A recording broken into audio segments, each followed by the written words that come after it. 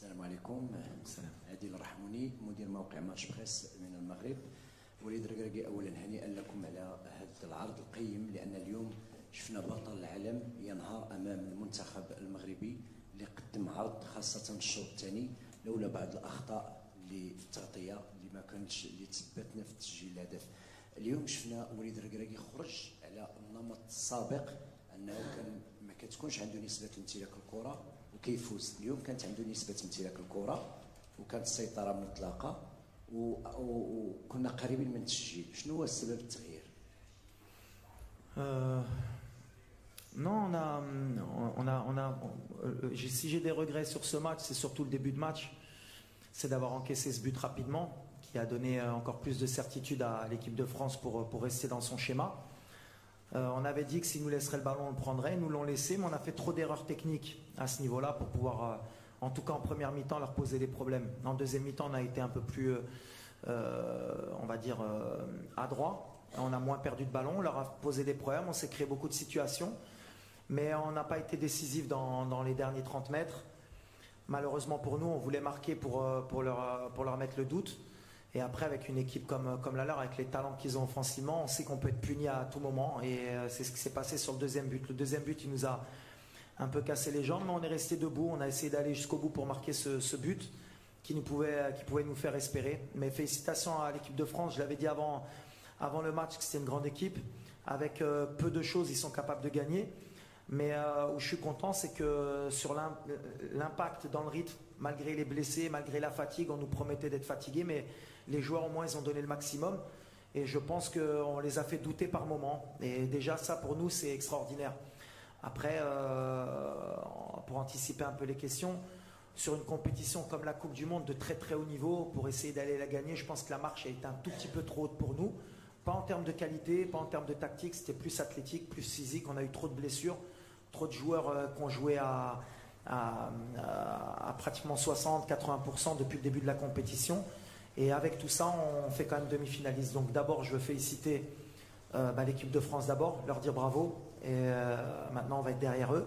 Et mes joueurs surtout, parce que voilà, le cœur qu'ils y ont mis, l'image qu'ils ont donnée, je pense, de notre équipe nationale dans le monde, je pense que ça vaut la victoire en Coupe du Monde. Maintenant, c'est dur pour les gamins, parce qu'ils voulaient absolument marquer l'histoire. Mais on va apprendre. On ne gagne pas une compétition comme la Coupe du Monde sur un miracle. On doit encore travailler pour revenir encore plus fort, Inch'Allah.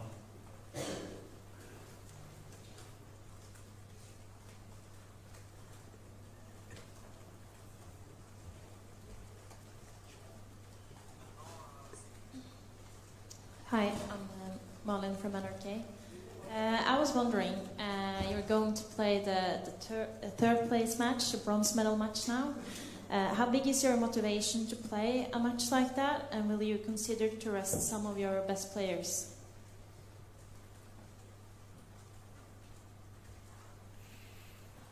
Oui, c'est une finale, une petite finale. Ça va être difficile pour nous, surtout mentalement. Déjà, on a beaucoup de blessés. On finit sur les rotules. J'ai deux idées. Alors, j'ai envie d'aller gagner ce match. On va tout faire pour le gagner, mais je pense que je vais donner aussi du temps de jeu à certains joueurs qui n'ont pas eu la chance de goûter à la Coupe du Monde parce qu'ils le méritent. Ils ont été extraordinaires avec le groupe. Donc voilà, on va essayer de faire un mix pour essayer d'avoir une très bonne équipe sur le terrain, d'essayer de gagner la 3e place et d'être performant. Mais aujourd'hui, on va essayer d'abord de récupérer parce qu'on a perdu et que c'est toujours difficile après une défaite de se projeter. Donc déjà, on va essayer de récupérer mentalement et on verra samedi qui pourra faire honneur au drapeau marocain pour essayer d'aller chercher la 3e place, Inch'Allah.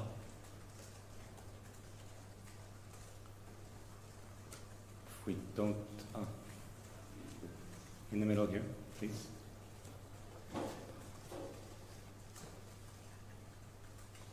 Oui, bonjour, Lionel Dangomo du journal L'Équipe. Je voulais savoir ce qui vous a amené à prendre la décision d'aligner Romain Saiss et au départ Naïef Aguerd et pourquoi est-ce qu'il n'a pas finalement pu tenir sa place. Et aussi le choix de passer à une défense à 5. Est-ce que c'était lié aux incertitudes de ces deux joueurs, notamment physiques? Ouais, exactement. Alors, jusqu'à la dernière minute, on a fait le choix. Enfin, on a attendu jusqu'à la dernière minute pour voir si Romain pouvait jouer. C'est quelqu'un qui est très important pour nous dans le système, puis c'est notre capitaine. Et on a essayé jusqu'à l'échauffement. Naïf aussi, il revenait d'une bonne grippe. Et il tenait à être là. Et moi, je tenais à ce qu'il débute parce que c'est quelqu'un qui est très important dans notre défense. Et je pensais que c'était le mieux pour nous de jouer à 3 pour qu'ils aient moins de terrain à couvrir. Et puis aussi parce qu'on a 2 latéraux de très haut niveau. Et on voulait créer des problèmes avec Ndembélé et Mbappé, déjà défensivement et aussi offensivement pour les obliger à défendre. Alors, des fois, on prend des risques. On avait travaillé sur 2 jours sur ce système-là. On était plus ou moins bien en place. Après, on a eu beaucoup de déchets. Puis après, la sortie de Romain nous fait repasser à 4. Après, avec surprise, on a été peut-être meilleur à 4 aussi. On avait peut-être plus de repères. Des fois, on fait des coups. Ça me donne raison ou tort, mais j'ai aucun regret par rapport à ça. La sortie de Naïf, elle nous fait plus de mal avant le match parce qu'à la dernière minute, on a été obligé de changer. Et donc, Dari a été obligé de rentrer. Et tous ces petits détails ont fait en sorte que peut-être on n'est pas bien rentré dans le match. Mais on va apprendre, et moi le premier. Mais je pense qu'à 5, on aurait pu leur poser encore plus de problèmes si on avait tout le monde au top. Mais la sortie de Romain nous fait mal, mais en même temps, après en deuxième mi-temps, on a été bien dans notre système. Mais pas de regret. C'est l'idée, c'était d'aussi soulager Romain dans l'axe pour qu'il n'ait pas trop de courses à faire.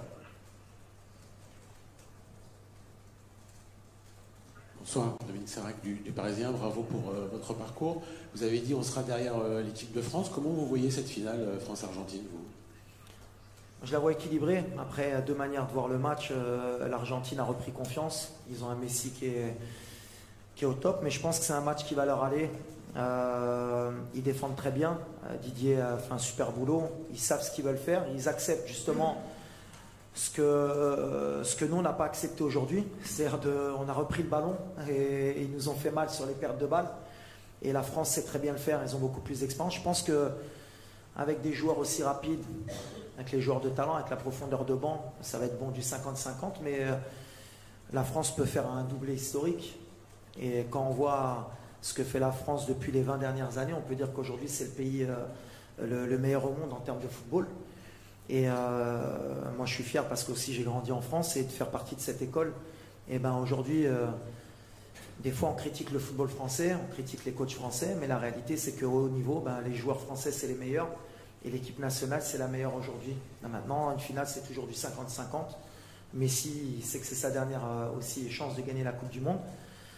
Mais moi, j'aime bien le petit Mbappé. Ça me ferait plaisir qu'il gagne la Coupe du Monde parce que on disait que c'était peut-être le nouveau Pelé. Puis en gagnant cette Coupe du Monde, il se rapprocherait de ce qu'a fait Pelé. Il ne faudrait pas qu'il ait trop de pression justement et qu'il joue libéré. Mais voilà. Puis on aimerait bien qu'il gagne pour dire qu'on est perdu contre le champion du monde aussi. Ça nous ferait peut-être un peu plus de bien.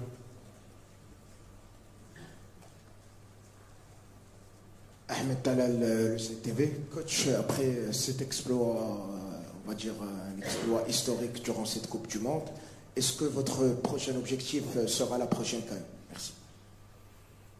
Forcément, et puis on s'est encore plus mis de pression. Déjà qu'on était souvent des favoris, mais là avec la demi-finale, on est obligatoirement obligé de pas se cacher, et puis on ne va pas se cacher. Maintenant, voilà, il y a d'autres critères. L'Afrique, c'est différent.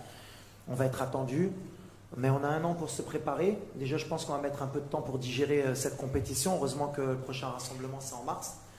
Mais je l'ai dit la dernière fois, moi, sur mon contrat, je ne me cache pas, je suis ambitieux. J'ai dit que si on ne faisait pas minimum demi-finale, je partirais.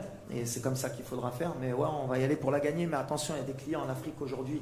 Ça a progressé. Quand on voit les absents à la Coupe du Monde, que ce soit la Côte d'Ivoire, l'Algérie, l'Égypte, plus les 5 qui ont participé, plus le Nigeria. Voilà, il y a au moins 10 équipes qui vont postuler à cette CAN. Et on va faire partie d'elle et on va y aller avec humilité aussi. Mais on travaille, on progresse, mais on a envie de la gagner. Sid Lowe from the English newspaper The Guardian. I wonder if now that it's come to an end, if you have a sense of the enormity of what Morocco have achieved, a sense of the impact this has had globally, and what that means to you and your players, and what you said to them after the game.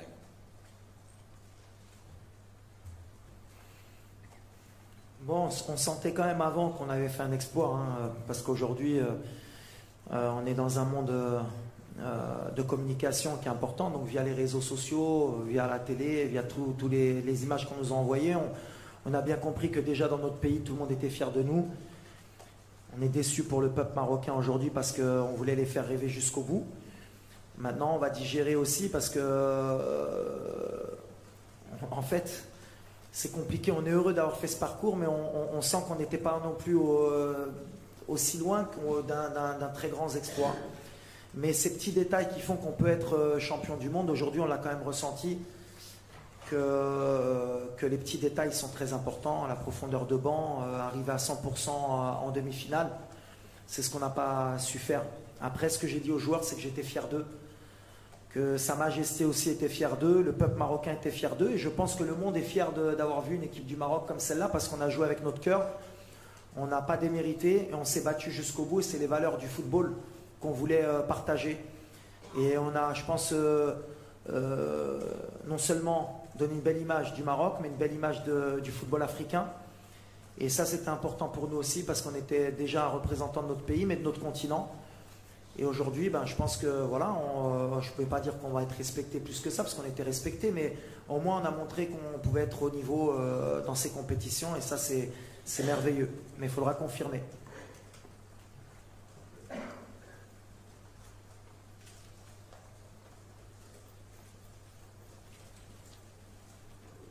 Hi, Walid. Thiago from ESPN. You just talked about Pele, and yesterday you showed admiration for Brazil, said they were the best team in this competition. Would like to know personally for you how you feel to be between the 4 best teams in this World Cup, something that Brazil, 5 world champions, didn't achieve. How it is for you? Thank you. Ouais, après, pour le Brésil, ça s'est joué à peu de choses. Quand on est amoureux du football, on est forcément amoureux du Brésil. Et pour un homme comme moi qui a connu les grandes équipes du Brésil, on a toujours envie de les voir aller loin. Mais ils reviendront, les grandes équipes et les grands pays de football reviennent toujours. D'être nous sur cette compétition devant le Brésil, devant l'Allemagne, devant l'Espagne, devant le Portugal, qui sont des nations très forte du football mondial, c'est extraordinaire, mais comme je l'ai dit précédemment, voilà, c'est des étapes qu'on doit passer nous aussi en Afrique pour mettre, il faut qu'on soit régulier nous aussi dans ces compétitions pour qu'on puisse mettre le Maroc à un moment donné sur la carte du football mondial, et pour qu'on soit peut-être pas au niveau du Brésil ou de la France ou de l'Angleterre, il faut qu'on revienne tout le temps en Coupe du Monde déjà, il ne faut pas qu'on attende tout le temps 20 ans, il faut qu'on soit régulier, et maintenant le premier tour, il faudra que ce soit normal pour une équipe comme le Maroc.